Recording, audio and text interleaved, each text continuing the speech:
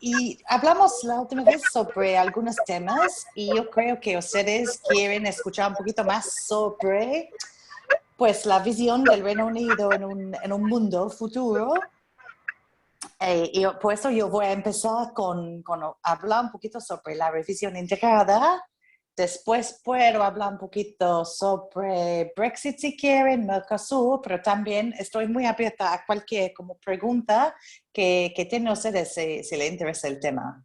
Um, para empezar, pues el PowerPoint que tenía simplemente les dije un poquito sobre la revisión integrada, algunos de estos puntos claves. Mira, la revisión integrada establece la visión del gobierno británico sobre el papel de mi país a nivel global hasta 2030, entonces los siguientes 10 años, incluyendo las medidas que tomaremos en casa y con otros países para garantizar nuestra prosperidad, seguridad, en una era más competitiva. Hablamos un poquito la última vez, yo creo, sobre los cambios en el mundo que para nosotros serán determinantes, pero tengo una lista, les puedo decir. El base para la revisión integrada tenía como idea, como primero, desafíos globales como cambio climático, COVID-19, crimen organizado y terrorismo, van a impactar todos los aspectos de nuestras vidas y corren un riesgo de revertir décadas de progreso y de desarrollo, especialmente con muchas personas posiblemente olvidadas en África. Y hay la posibilidad que puede reversar todas las tendencias de desarrollo y de apoyo. Es primera cosa. Segundo, es esta idea de va a aumentar la competencia entre estados por intereses, normas y valores, con estados autocráticos y actores malignos que buscan socavar los sistemas democráticos. Y ya estamos viéndolo hoy en día con algunas cositas. Tercero, es que los cambios tecnológicos en áreas como inteligencia artificial, cibernética y manejo de datos van a reorientar nuestras sociedades. El 4 pues, está relacionado con el segundo realmente, que es el creciente poder y asertividad de China a nivel internacional. Y también, pues, no está dicho específico aquí, pero también podemos hablar sobre el papel de Rusia, porque realmente eso ha informado nuestras opiniones. También, creo que 1, 2, 3, quinta o 6, la creciente importancia de la región Indo-Pacífico, pues en todos los diferentes ámbitos democráticos. La siguiente es que frente a estos desafíos tenemos que buscar dar más forma o diferente forma al orden internacional del futuro, trabajando con otros para, uno, demostrar que los beneficios de las democracias liberales y el libre comercio representan el mejor modelo para el avance social y económico de la humanidad, que pues ya yo creo que hay muchas preguntas y dudas sobre eso. Segundo, tenemos que dar forma a las normas que regulan las nuevas tecnologías específicamente para asegurarnos de que obtenemos beneficios al mismo tiempo que mantenemos nuestra seguridad y disminuir los riesgos.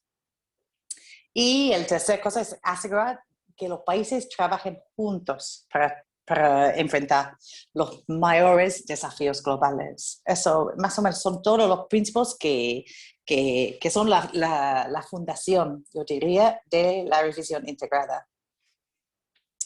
Yo creo que la última vez que hablamos, yo mencioné que hay 5 áreas clave o prioridades. Uno, es que es como las 5 áreas donde vamos a enfocarnos. El primero es en resolver los desafíos globales. Eso incluye COVID-19, el cambio climático, también la reforma del sistema multilateral, por ejemplo, la Organización Mundial de la Salud. Por ejemplo, queremos que sea respaldada por un aumento de 30% en el financiamiento básico a 340 millones de libras esterlinas durante los próximos 4 años.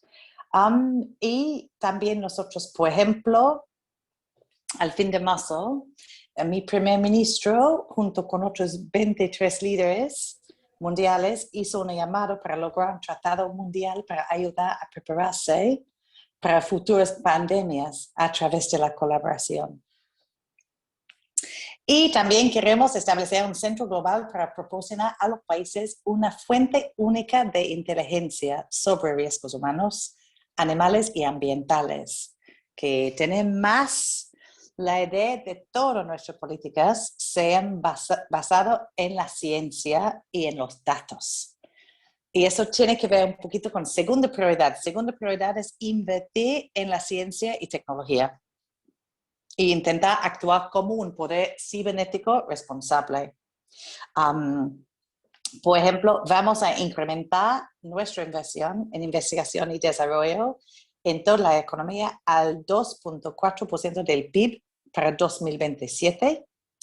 Vamos a establecer una nueva agencia de investigación y innovación avanzada. Vamos a construir una sólida red de alianzas internacionales de ciencia y tecnología. Y también vamos a buscar mejor protección de propiedad intelectual e investigación en temas sensibles. Hay una cosa también muy importante en eso, que es la promoción de ciberespacio libre, abierto, pacífico y seguro. Y obviamente hay muchos riesgos ahora implícitos en el ciberespacio, el uso del ciberespacio para todos los aspectos de nuestra vida. Nuestra tercera prioridad es actuar como una fuerza positiva en el mundo.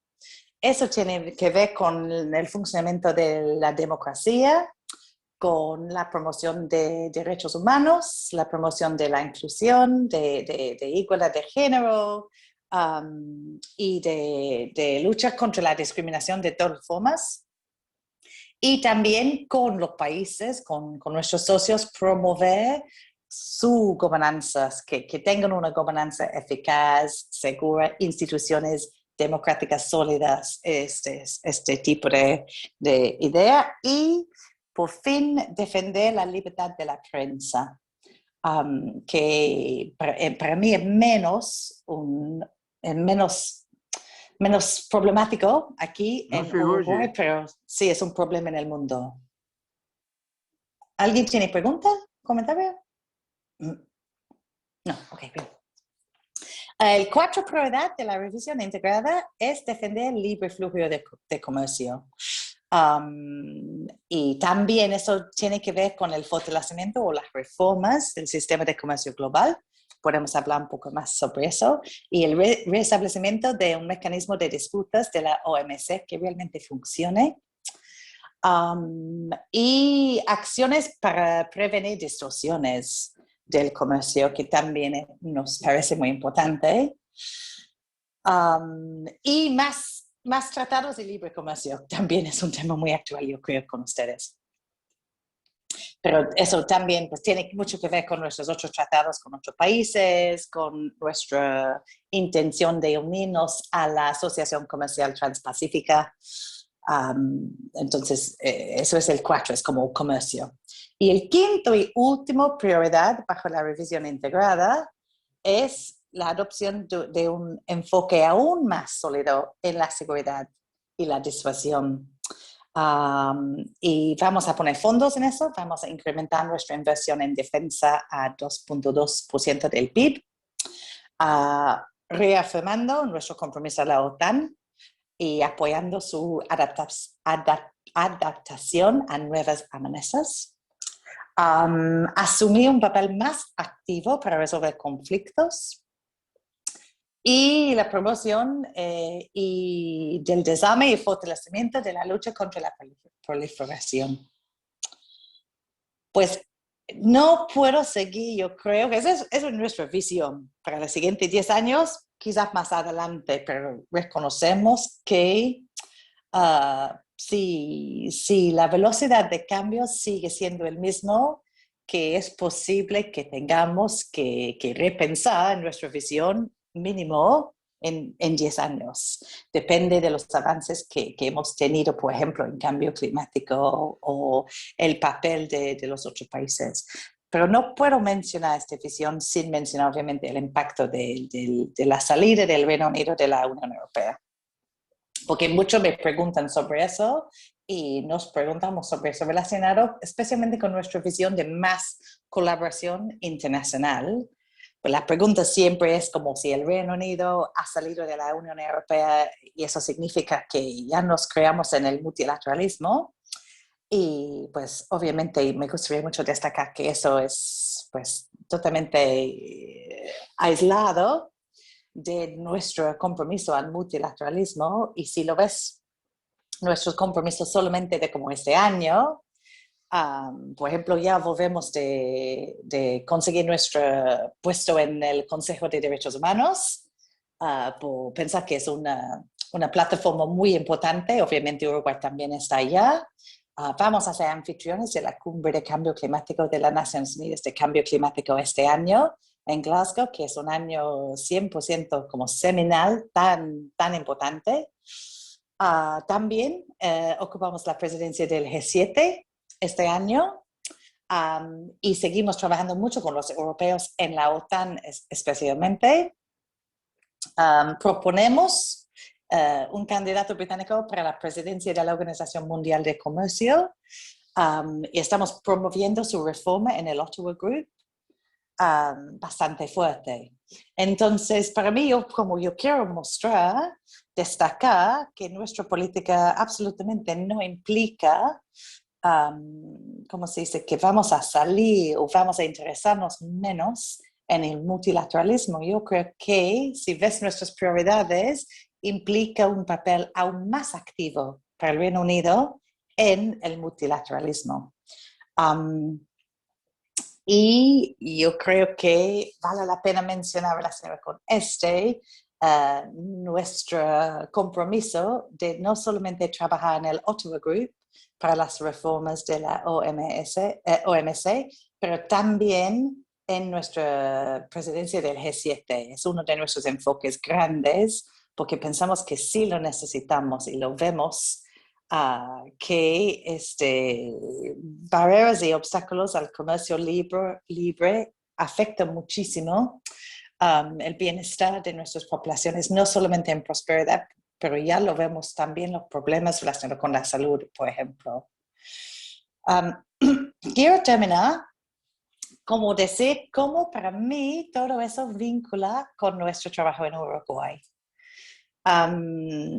Porque también vale la pena mencionar que en la revisión integrada no hay muchas menciones de países específicas y los países mencionados específicamente pues son China o Estados Unidos, ¿no? Pero eso no significa que no seguimos con un interés en las relaciones bilaterales con Uruguay, pero también regionales con América Latina.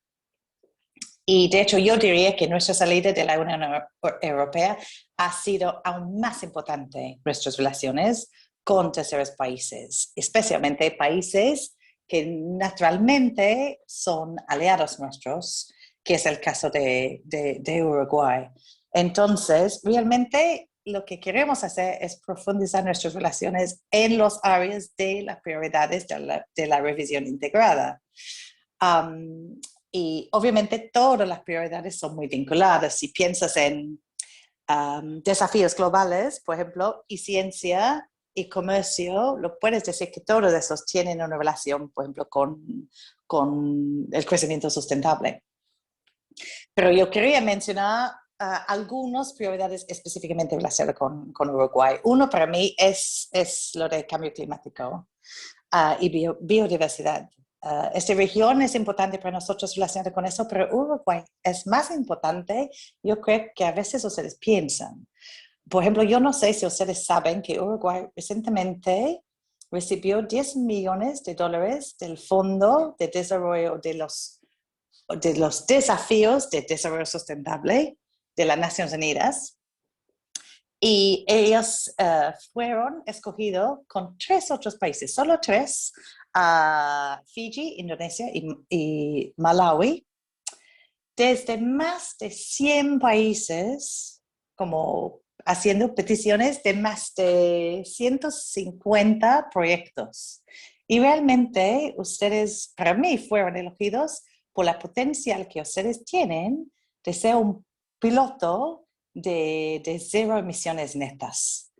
Eso significa, ustedes ya han hecho la primera transición hacia el uso mucho de electricidad de fuentes renovables, entonces nosotros queremos estar con ustedes en la segunda transición. Y yo ya estaba hablando con las Naciones Unidas antes de que ustedes lograran eso para promover esta idea que por su tamaño y por sus condiciones, Uruguay realmente puede experimentar con las diferentes rutas para lograr realmente a un desarrollo 100% sustentable y después mostrar a los otros países cómo hacerlo. Entonces, para mí eso va a ser un enfoque enorme para mí y obviamente implica mucho de las prioridades de nuestra revisión integrada, el uso de ciencia, colaboración comercial, enfrentar desafíos globales, de hecho, casi todos. Fuerza positiva en el mundo. Entonces, casi todos están involucrados en eso. Segunda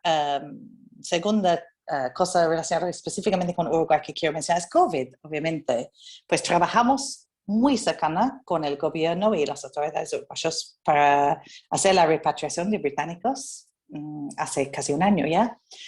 Y también nosotros damos como $90,000 de fondos a proyectos en Uruguay para enfrentar COVID, todos enfocados otra vez en el uso de ciencia y el manejo de la pandemia, alineado con nuestras prioridades. Por ejemplo, $60,000 para la creación del nuevo centro en el Instituto Pasteur de Epidemiología. Algunas para ayudar a SINAI a hacer un mejor sistema de evaluar, de recordar y evaluar los riesgos relacionados con su respuesta a la pandemia. Y ahora, frente a la nueva emergencia en los últimos 2-3 meses, ofrecimos también un apoyo específico para el monitoreo en tiempo real de los recursos de las unidades de salud crítico, del CTI. Eso es como otra cosa muy importante, yo creo, bilateral. Otro tiene que ver con la educación. Debo mencionar aquí que el British Council acaba de firmar con Plan Ceibal una renovación de su contrato para hacer Ceibal en inglés como una manera clave de apoyar el uso de inglés para ofrecer mejores oportunidades para toda la población de Uruguay, pero también es otra manera para nosotros para apoyar el sistema de educación virtual que hay aquí en Uruguay, que sigue siendo aún más importante en la oferta general de educación. Y yo creo que otra vez es una cosa que todavía no hemos aprovechado, pero creo que, en mi opinión, Uruguay puede ser y debe ser un país de referencia relacionado con la educación virtual. No solamente para la región, pero para el mundo, porque la plataforma que ustedes tienen hasta ahora, pues nada está perfecto, lo entiendo, pero aún así les dieron una plataforma que pueden usar inmediatamente cuando chocó la pandemia, que muchos países, incluyendo el Reino Unido, no tenían. Entonces, pues vale la pena pensar en eso. Y también yo quiero mencionar los valores democráticos. He mencionado un poquito eso, pero yo creo que nosotros tenemos interés mutuo en atacar la corrupción, en defender los derechos humanos, en promover la igualdad de género. Por ejemplo, solamente hoy yo estaba en el lanzamiento de She Trades Uruguay, que es una iniciativa liderada por las Naciones Unidas, que nosotros apoyamos también a nivel global, que ayuda a poner en contacto las empresarias mujeres con los mercados globales y darles consejos y darles apoyo en eso. Y también eso ayuda o puede apoyar mucho la situación también de empleo en un país. Entonces tiene beneficios mucho más allá de la igualdad de género. El 4 que quiero mencionar específicamente con Uruguay y el Reino Unido es este enfoque en seguridad. Yo tengo que mencionar que dependemos mucho en Uruguay para asistencia, especialmente relacionada con emergencias médicas que provienen de las Islas Falklands. Y ustedes leen los periódicos, probablemente saben que es un tema muy actual, que ahora ha aumentado las quejas de sus vecinos frente a eso, pero eso ha sido la situación desde hace muchos años, que ustedes nos ofrecen algunos apoyos muy específicos, muy técnicos, muy humanitarios, y sin eso, pues realmente salvan vidas de algunos de los isleños, pero también de algunas de las personas visitando las islas, incluyendo gente de la región. Entonces yo creo que ustedes van a seguir siendo absolutamente imprescindibles para nosotros en nuestro enfoque en asegurar nuestra seguridad. Y el último que quiero mencionar, obviamente, tiene que ver con el crecimiento inclusive libre comercio. Y podemos hablar mucho más sobre eso si a ustedes les interesan, pero relacionado con un acuerdo posible entre el Reino Unido y Mercosur, la salida del Reino Unido de la Unión Europea, el trabajo de mi embajada específicamente para apoyar un aumento de comercio entre nuestros dos países.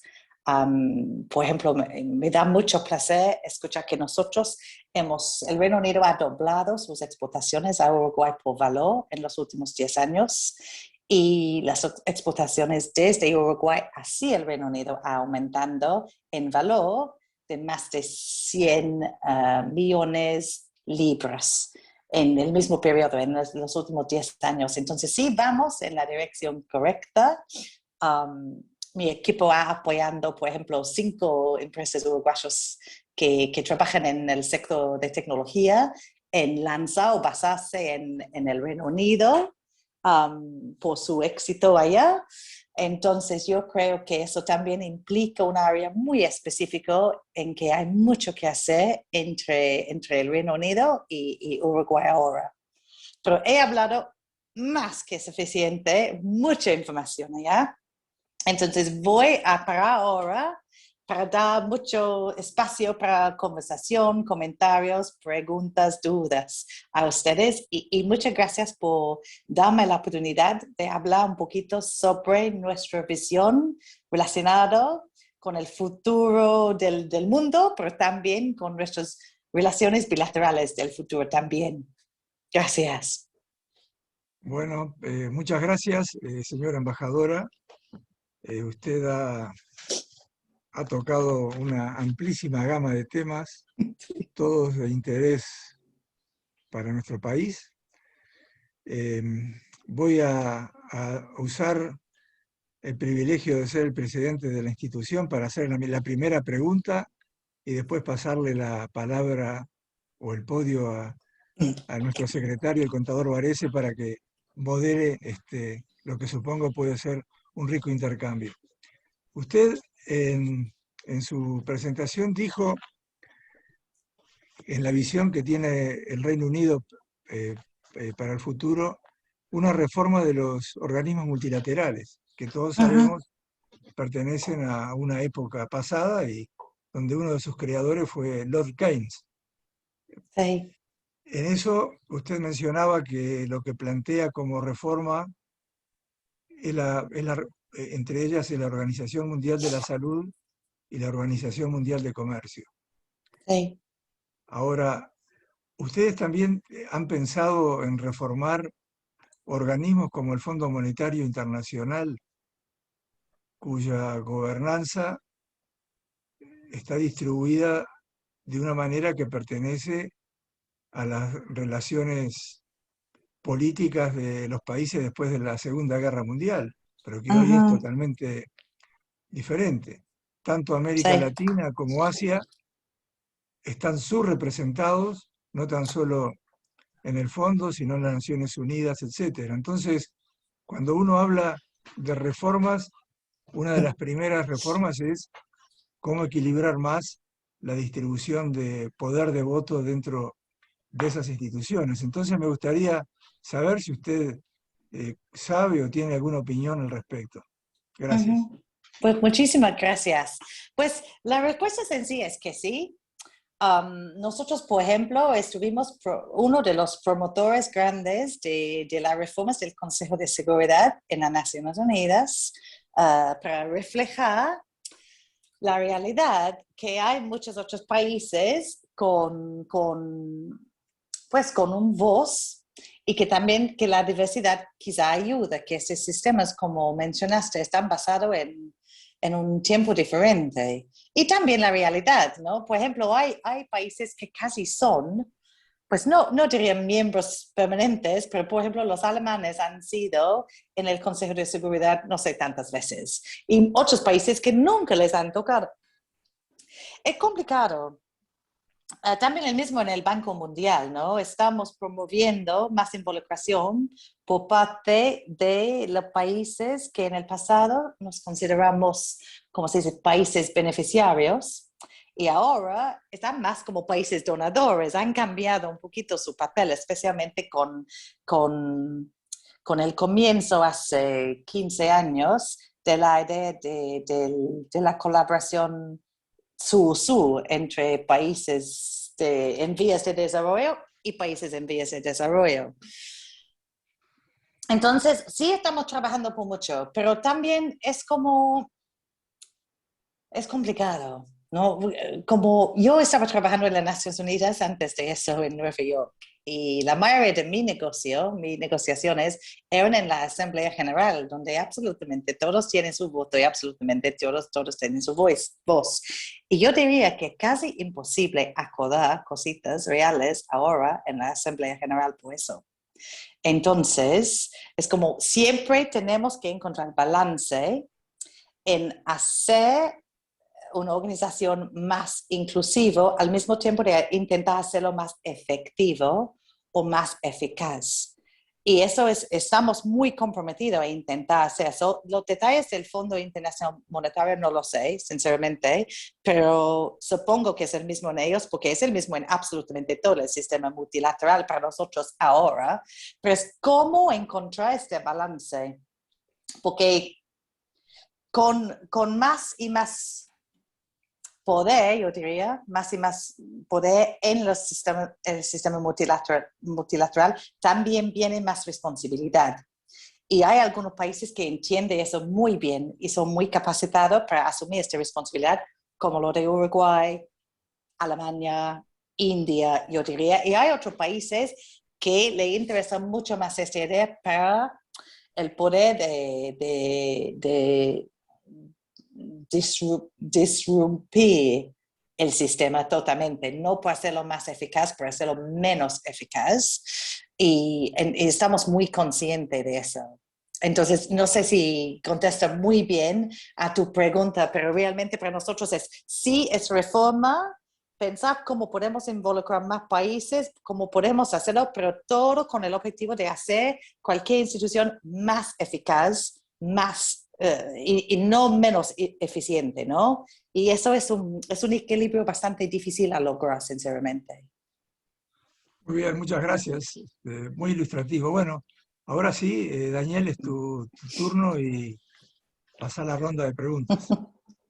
Muy bien, bueno, muchas gracias, embajadora. Ha sido un gusto escucharla.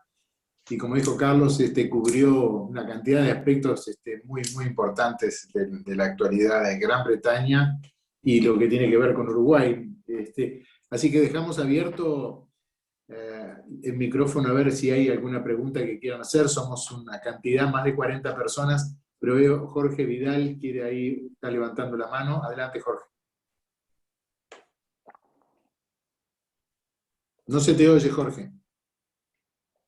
No se te oye, estás en mute.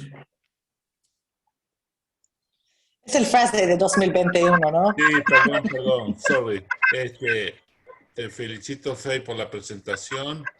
La consideré muy concisa y excelente. Profundizando un poquito, mi atrevida pregunta sería, en caso de un posible acuerdo comercial, ya Uruguay-Inglaterra, o Uruguay, Inglaterra diría, o Gran Bretaña, ¿considerás que pueda a priori sectores que quedarían excluidos de la mesa de negociación por parte de ustedes?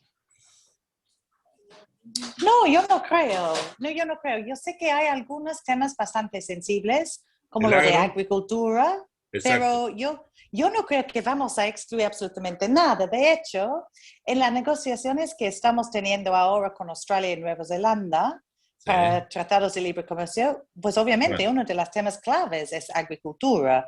Y nosotros realmente queremos tocar este tema porque nosotros compramos de ellos, de sus sectores, agricultura. Entonces, es el mismo con ustedes, ¿no? Nosotros compramos, pues, la exportación más grande que ustedes tienen a nosotros es carne. Y de hecho, casi todo tiene que ver con agricultura. Ustedes tienen déjame pensar, tienen alimentos para animales, Sí, carne, madera y cochos, cereales. Esos son arroz. más o menos, sí, exactamente, más o menos los productos que ustedes exportan lo más a nosotros. Entonces, obviamente, tiene que involucrar este tipo de conversación, exactamente. Okay. Muchas Y gracias. de hecho, me gustaría mencionar, Jorge, para cualquier duda que ustedes tengan, obviamente nos interesa un acuerdo entre el Reino Unido y Mercosur. Sabemos que es complicado en el bloque ahora, entonces vamos a ver cómo va. Y también sabemos que nuestras relaciones con tu vecino grande hacia el sur no ayuda tanto en Pero mientras tanto, hay cositas que estamos promoviendo al nivel bilateral. Tenemos, por ejemplo, pláticas comerciales, conversaciones, ustedes dicen, comerciales con Argentina y con Brasil.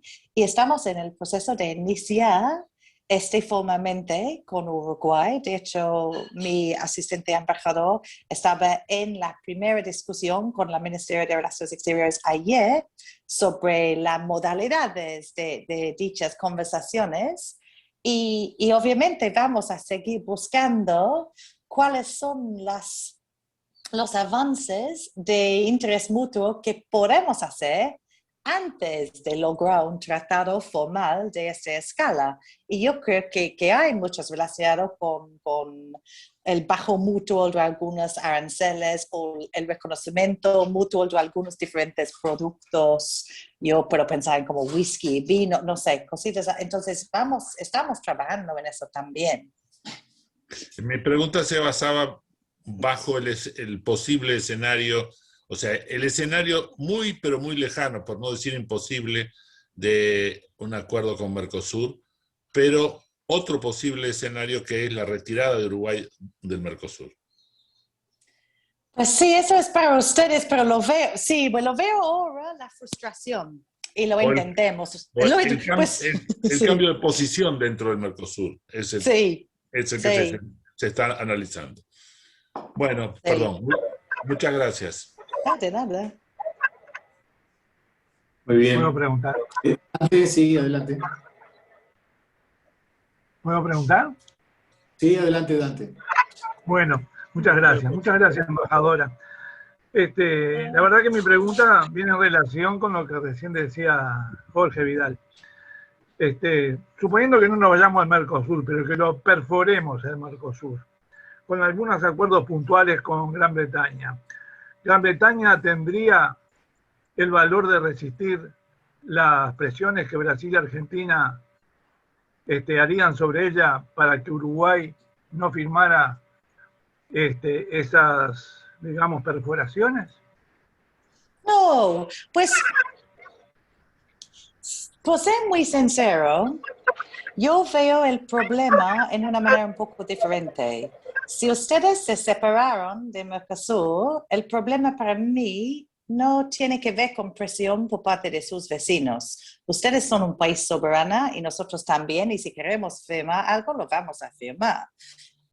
Tiene más que ver para mí un poquito con el falta de conocimiento por parte de las empresas británicas de las oportunidades que existen en Uruguay. Es por eso que nuestro enfoque ahora es en aumentar el entendimiento entre los dos países, de conocernos mejor, porque realmente el problema que eso va a implicar para mí sería simplemente falta de interés o no suficiente interés por parte de nuestras empresas británicas.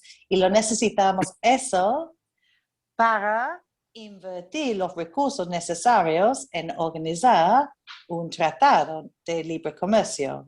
Y obviamente para ahora, el interés de las empresas británicas en Mercosur viene del tamaño de mercados hacia el norte principalmente, menos el sur, viene del interés en el tamaño del mercado en Brasil. Entonces Uruguay solo no le va a implicar tanto el interés, pero es por eso que nosotros estamos intentando promover las oportunidades que hay aquí, especialmente para muchos de estos sectores de servicios o de muy alta tecnología que son muy niche. Y también estamos intentando empujar el entendimiento de las empresas británicas en Uruguay como un posible hub en la región, una plataforma de entrada en la región. Estamos usando la experiencia, el ejemplo de AstraZeneca, que empezó aquí en 2016, entonces apenas como menos de 5 años. Y el año pasado más de $100 millones de carga del laboratorio pasó por su hub uruguayo, hacia pues a Uruguay, pero la mayoría al resto del Mercosur. Eso es muchísimo. Y ahora tenemos 3 empresas más británicas interesadas en este tipo de modelo. Entonces, para mí, yo creo que el trabajo clave para mi equipo, pero también para los uruguayos en los siguientes meses y años, es levantar el entendimiento mutuo en los dos países de las oportunidades que hay y dejar un poquito al lado solamente el interés relacionado con el bloque enorme. Muy bien. Diego Paisé, ¿tenía una pregunta? Muchas gracias, embajadora, por su clara exposición, que es muy interesante. Mi pregunta es desde el sector agropecuario, una preocupación. Ya vi que ustedes están tratando de llegar al 2,4% del PBI, del GDP en investigación y desarrollo e innovación. En el sector agropecuario nuestro tenemos bastante problema de financiación para poder hacer más investigación sobre temas vinculados a cambio climático, gases de efecto invernadero, huellas de carbono, huellas del agua y demás. Tenemos algunos contactos a través de línea con instituciones británicas como los Damsted, que en cierta medida se han funcionado muy bien, pero está previsto poder hacer una ampliación de las actividades que se han hecho hasta ahora en materia de investigación, desarrollo e innovación en el sector agropecuario entre UK y Uruguay. Esa es una pregunta concreta. Sí, pues más y más. Cuando yo hablo sobre el aumento de comercio bilateral, realmente estamos hablando mucho en exactamente esta idea de crecimiento verde, de crecimiento sustentable. Y eso pues tiene que ver también, por ejemplo, con transporte eléctrico, pero tiene que ver mucho con agricultura. Por ejemplo, nosotros estamos ahora acercando tecnología de drones, investigación de cosechas a INA. INIA, dice INIA, ¿no? INIA. Sí, que las está testeando. Y eso tiene que ver con esta idea que si podemos hacer más eficiente exactamente en el uso de los recursos naturales para producir mismos productos. Pues también tuvimos algunas empresas en el Expo Prado el año pasado que nosotros estamos acercando específicamente a los criadores de las razas británicas y de las vacunas para ayudarles en su investigación relacionada con la emisión de metano. Entonces sí, yo creo que eso va a ser un enfoque bastante grande para nosotros y de hecho, cuando hables sobre los fondos enormes que ya vienen, pues enormes bastantes, que vienen de las Naciones Unidas, ese es un tema absolutamente clave para mí que yo ya he tocado con la jefatura de las Naciones Unidas aquí, es cómo podemos usar estos fondos un poquito para levantar más el interés también comercial, pero también ayudar en ese sector, porque entendemos que es absolutamente clave para el país y también entendemos que hay soluciones que son,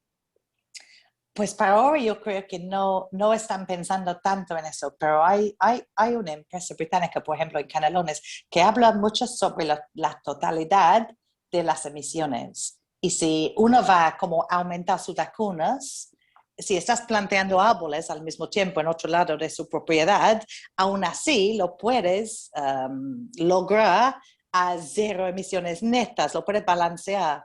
Entonces, también en esta manera tenemos asesorías y consultorías que ya están presentes en el país intentando ayudar a las personas interesadas en pensar en cómo lograr eso. Gracias. Muy bien. Bueno, no sé si hay alguna otra pregunta. Ricardo Servino, sí, adelante.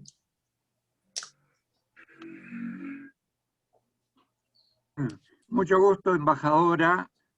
Muy interesante su exposición y la apertura que refleja en cuanto a el espectro de caminos que el Reino Unido explora y considera en materia de cooperación y en materia de comercio. Y usted mencionaba en su última intervención el término hub, que Uruguay puede ser interesante como un hub. Y yo quería mencionarle que hay una cierta tendencia cuando se habla de comercio a hablar y restringir a las negociaciones a mercaderías y los intereses que las mercaderías afectan. Y estamos en un mundo en que los servicios van a crecer cada vez más. Uruguay debe ser el país de Latinoamérica que exporta más tecnología y informática de toda Latinoamérica. Está muy desarrollada toda la parte informática. Está la prueba del Plan Ceibal y sobre todo otros aspectos en que están desarrollados y que el país exporta tecnología. Y también como un centro, un hub regional en aspectos que pueden ser incluso comerciales. El puerto de Montevideo tiene grandes proyectos de expansión y Paraguay es un país muy interesado en la salida, ya lo hace a través de Uruguay y eso yo tengo la impresión que va a crecer mucho en el futuro. Hay proyectos de ampliación en el área portuaria. Y por último, también hay que ver como posible país para radicar algunas inversiones que puedan tener un sentido regional, aprovechando aspectos como se ha mencionado lo de AstraZeneca, pero lugares en que empresas británicas puedan considerar que Uruguay es un lugar apropiado para desarrollar algunas actividades dentro de la región en un sentido amplio. Nada más que eso, embajadora. No, gracias Ricardo, estoy 100% de acuerdo contigo. Mira, los servicios son el motor enorme de la economía del Reino Unido, ¿no? Contribuyen como 80% de nuestro PIB ahora. Y emplean más de 25 millones de personas en el Reino Unido ahora y nosotros somos el segundo más grande exportador de servicios al mundo. Entonces nosotros sí entendemos eso perfectamente bien y yo creo que hay mucho interés en este sector para nosotros porque ya tenemos la experiencia también. Y también sí, lo voy a mencionar que hemos tenido algunas inversiones muy grandes del Reino Unido en Uruguay recientemente. Tuvimos el 5 millones del Manchester City Football Group, que realmente están lanzando su nuevo equipo aquí, pero también su lugar de entrenamiento, y eso tiene un aspecto de desarrollo social muy importante. Y ya consideran este club parte de 11 clubes mundiales que tienen en diferentes países. Es como muy interesante modelo de cómo el deporte puede ser un comercio muy bueno. Y también el año pasado tuvimos la compra de la primera PPP en Uruguay por parte de una empresa británica que tiene que ver con la prisión, el cárcel de Punta de Rieles. por 13 millones de libras. Entonces, sí, yo creo que también este interés sí está creciendo y sí, mi trabajo, y también estoy agradecida para todo el apoyo de caballeros y damas como ustedes en apoyarlo, es como atraer más este interés y promoverlo, porque sí es una posibilidad enorme para nosotros, mucho potencial en eso.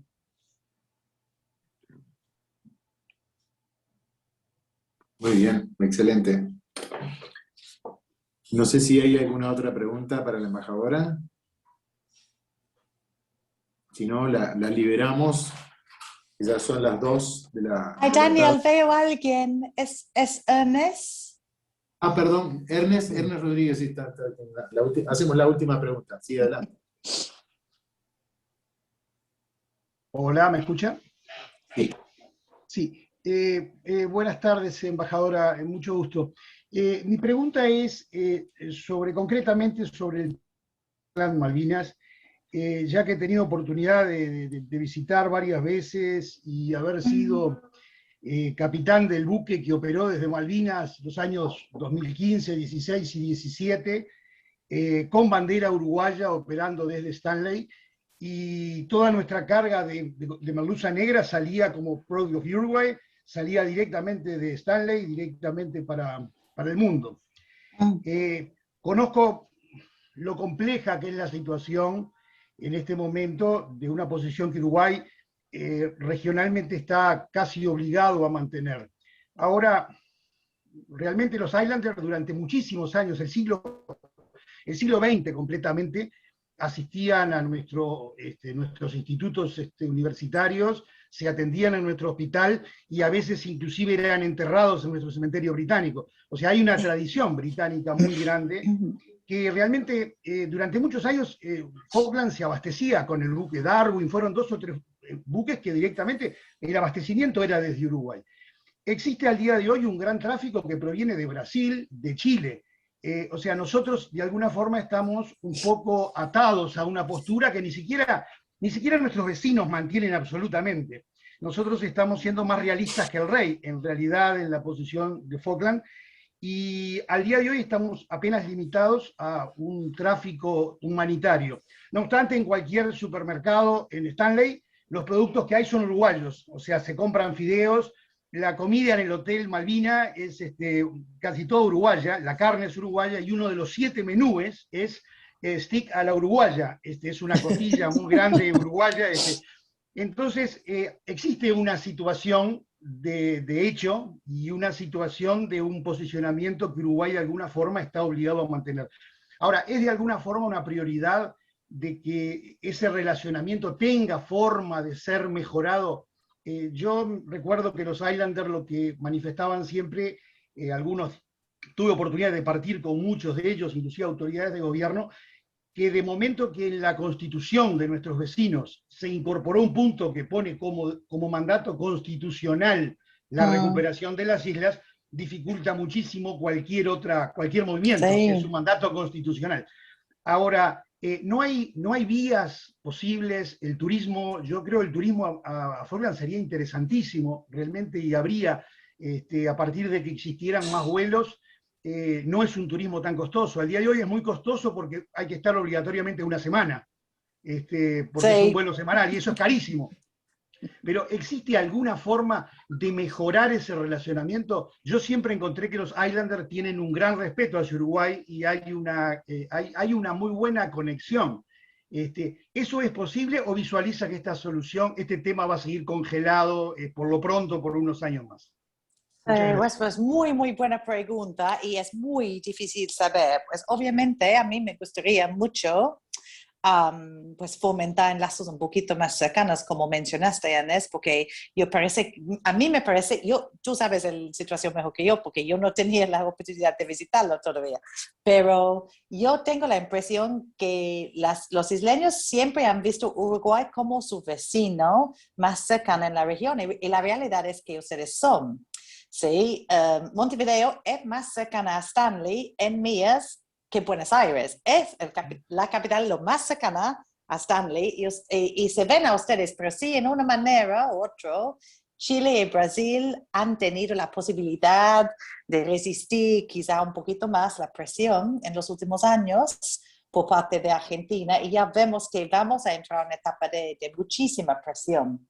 Entonces, pues para mí, yo estoy aquí 100% para explorar si es posible aumentar o fortalecer más esos enlaces que realmente importan mucho entre los públicos, ¿no? Y no estamos hablando sobre política. La gente normal tiene amigos, tienen enlaces, tienen negocios, especialmente en agricultura, de hecho, mencionando agropecuario, este sector, muchísimo. Lo veo mucho la perspectiva para más colaboración, especialmente en biodiversidad y la protección de los océanos, que ya es un tema muy importante para ustedes, pero también para ellos. Y también muchas de sus especies mueven desde aquí hacia ellos, entonces lo veo mucha posibilidad acá. Pero mira, no pretendemos cambiar la posición políticamente de las autoridades uruguayas, y lo entendemos 100%, y lo entendemos que también para ellos va a ser un trabajo bastante grande en los últimos años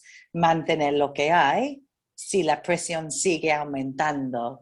Entonces yo también voy a intentar ser realística, aunque voy a esperar para relaciones mejores. En fin de cuentas voy a salir satisfecha después de 4 años si tenemos más o menos mismo nivel de flujo como tenemos ahora. Muchísimas gracias, embajadora. Muy bien. Excelente. Bueno, creo que damos por aquí terminada la ronda de preguntas. Fue muy variada la temática y le agradecemos muchísimo, embajadora, esta oportunidad de tener este contacto directo con usted. Ha sido sumamente interesante.